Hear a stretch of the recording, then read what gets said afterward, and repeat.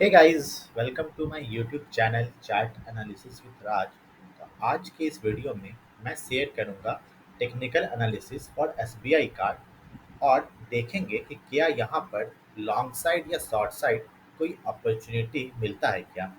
सो मेरी स्क्रीन पर अभी एसबीआई कार्ड का चार्ट खुला हुआ है और इसी चार्ट पर हम लोग टेक्निकल एनालिसिस करेंगे, प्राइस एक्शन देखेंगे, कोई चार्ट पैटर्न फॉर्म हो रहा है या नहीं वो देखेंगे, सपोर्ट क्या है, रेजिस्टेंस क्या है और आने वाले टाइम में प्राइस का मूव कैसा रह सकता है और हमारा रिस्क क्या होना चाहिए, रिवार्ड क्या होना चाहिए, कोई ट्रेड बनता है तो सबसे पहले हम लोग शुरू करेंगे by setting the time frame to monthly. तो अभी हमारा टाइम फ्रेम मंथली पे सेट है और इस टाइम फ्रेम पे हमें क्या क्या दिखता है। तो इस टाइम फ्रेम पे अगर मैं कुछ ट्रेंड लाइन ड्रॉ करूँ तो मुझे दिखाई पड़ता है सबसे पहले तो एक सपोर्ट। ठीक है, इस जगह पे मुझे एक सपोर्ट दिखाई पड़ रहा है।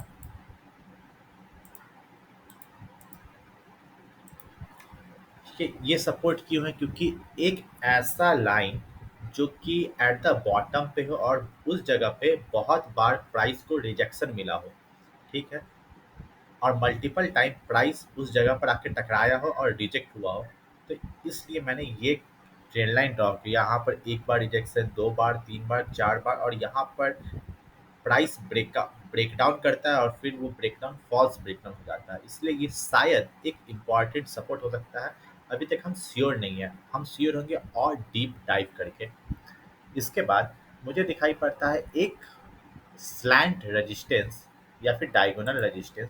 अगर मैं उसे ड्रॉ करूँ तो यहाँ पर एक डायगोनल रेजिस्टेंस ऐसा कुछ देखने को मिल रहा है मुझे।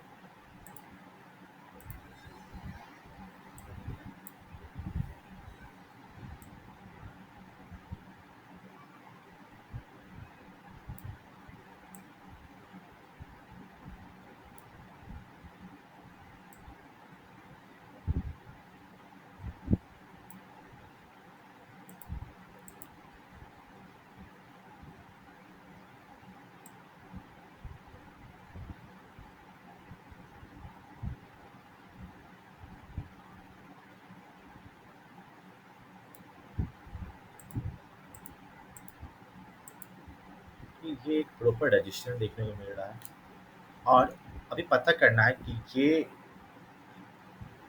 जो पैटर्न है ये एक बुलिश पैटर्न या बेयरिश पैटर्न है। तो हम लोग देखेंगे कि ये कितना परसेंट तक रिट्रेस हो चुका है। तो यूज़ करेंगे फिब रिट्रेसमेंट का, यहाँ से शुरू करेंगे और यहाँ पर एंड करेंगे। और हम देख रहे हैं कि हमारा ये 61% है और ये 78% है। तो ये प्राइस अभी 61% के थोड़ा नीचे आके रुका हुआ है। ठीक है, तो 61% पे अभी भी चांस रहता है कि प्राइस में फिर से रिवर्सल आए और फिर से वो बुलिश पैटर्न को ही फॉलो करना शुरू कर दे। ठीक है, सो यहाँ से हम समझ गए कि यहाँ से प्राइस 61% तक रिट्रेस कर चुका है। अब देखते हैं आगे। अब हम लोग चलेंगे, अपना टाइम फ्रेम को थोड़ा छोटा करेंगे और देखेंगे कि छोटे टाइम फ्रेम पे क्या होता है। तो चलते हैं 1 मंथ से 1 वीक पर। 1 वीक पर क्या क्या दिखाई पड़ रहा है। 1 वीक पे कुछ कुछ इंपॉर्टेंट एस्पेक्ट दिखाई पड़ रहा है। यहाँ से मालूम होता है कि प्राइस ने यहाँ पर एक बार रिजेक्ट लिया, यहाँ पर दूसरी बार रिजेक्शन लिया, यहाँ पर प्राइस ने ब्रेकआउट किया ब्रेकडाउन किया, बट वो फॉल्स ब्रेकडाउन हो गया। सिमिलरली यहाँ पर ब्रेकडाउन हुआ, फिर फॉल्स ब्रेकडाउन हो गया, यहाँ पर रिजेक्शन, इस जगह पे ब्रेकडाउन, फिर से फॉल्स ब्रेकडाउन, फिर से breakdown, false breakdown, breakdown, false breakdown और यहाँ पर बूम, एक प्रॉपर मारी बोजू ग्रीन कैंडल। ठीक है, तो अगर मैं देखूं तो ऐसा, और यहाँ पर इस रेजिस्टेंस का प्रॉपर ब्रेकआउट भी हुआ है। ठीक है, प्रॉपर ब्रेकआउट भी हुआ है और ये कहीं ना कहीं एक ट्रायंगल पैटर्न जैसा देखने को मिल रहा था। अगर मैं पैटर्न ड्रॉ करूँ, सब पाथ ड्रॉ करूँ तो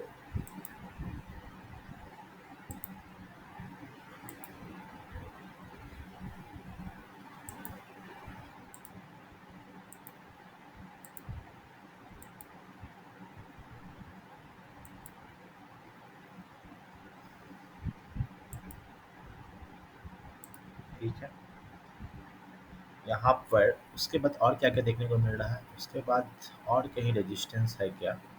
बिल्कुल एक रेजिस्टेंस मुझे देखने को मिल रहा है यहाँ पर भी। ठीक है, एक ये और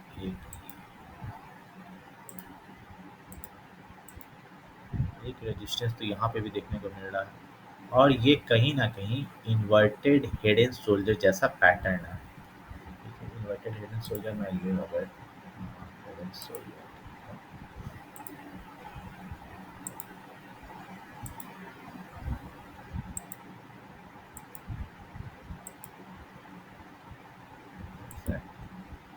ये बिल्कुल हेड एंड शोल्डर जैसा पैटर्न भी है। ठीक है, और अब मुझे क्या क्या देखना है, हेड एंड शोल्डर का ब्रेकआउट किया इस कैंडल ने। ठीक है, इसके साथ में इसने ब्रेकआउट किया, ये जो मंथली रेजिस्टेंस चला आ रहा था उसका भी ब्रेकआउट किया इसने। अब मुझे देखना है कि ये ब्रेकआउट कितना चांस है कि ये ब्रेकआउट आपका जेन्युइन ब्रेकआउट है। तो सबसे पहले पहला कंडीशन क्या है कि इसमें वॉल्यूम अबव देन एवरेज होना चाहिए। तो हम पहले वॉल्यूम को देखते हैं, तो वॉल्यूम ये जो ब्लू लाइन है ये डिस्प्ले कर रहा है कि एवरेज वॉल्यूम क्या है, और हमारा वॉल्यूम आगे निकल चुका है इस ब्लू लाइन से, यानी कि ये अबव देन एवरेज वॉल्यूम है। ठीक है, वॉल्यूम इज गुड। उसके साथ साथ बॉलिंजर बैंड चैलेंज होना चाहिए, तो बॉलिंजर बैंड बिल्कुल चैलेंज है इस कैंडल पे, दैट इज गुड।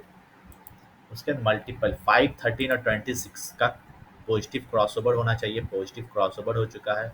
5 ब्लू है, then green and then yellow. 50 EMA के ऊपर होना चाहिए, तो ऑफकोर्स 50 ईएमए के प्राइस ऊपर चल रहा है।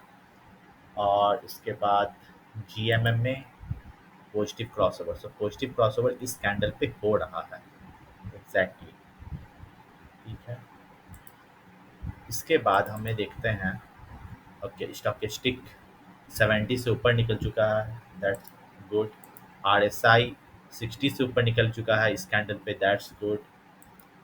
एमएससीडी अपटिक है, बहुत बढ़िया। और एमएससीडी ठीक है, और अब तो सारा सारा कंडीशन सेटिस्फाइड है फॉर अ लॉन्ग ट्रेड। ठीक है, तो एक लॉन्ग ट्रेड तो बनता है यहाँ पर आराम से। और इसका टारगेट क्या हो सकता है, इसका टारगेट हो सकता है लॉन्ग पोजीशन। ओके, इस जगह पे आपको एंट्री मिलेगी तो आप एंट्री ले सकते हैं। ये कैंडल ये ब्रेकआउट कैंडल है, तो इसका लो हो गया स्टॉप लॉस। ठीक है, और ये है पहला पॉइंट, ये जो पॉइंट है ये पहला रेजिस्टेंस है, तो यहाँ पर तक तो ऑफकोर्स टारगेट मिल ही सकता है। ओह नाइस, तो इस जगह तक प्राइस एक्शन मतलब 926 रुपये तक का टारगेट बनता है आराम से।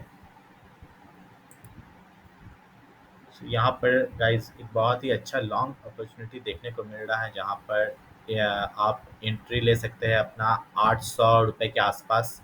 आपका एग्जिट होगा 927 रुपये के आसपास, और आपका स्टॉप लॉस होगा 722 रुपये। तो यहाँ पर रिस्क टू रिवार्ड बहुत अच्छा नहीं है, 1:6 का, यानी कि 1 रुपये का रिस्क है और 1 रुपये 60 पैसे का फ़ायदा है। तो बहुत अच्छा ट्रेड तो ये है नहीं, अभी तो बहुत अच्छा दिख नहीं रहा है क्योंकि स्टॉप लॉस बहुत बड़ा है। बट एनीवे चांसेस ज़्यादा है कि ये ट्रेड चले, लेकिन ऑफकोर्स रिस्क टू रिवार्ड अच्छा नहीं है, तो मैं तो एंट्री लूँगा इस ट्रेड में। एंड आप भी चाहें तो एंट्री ले सकते हैं। एंड या see you in my next video.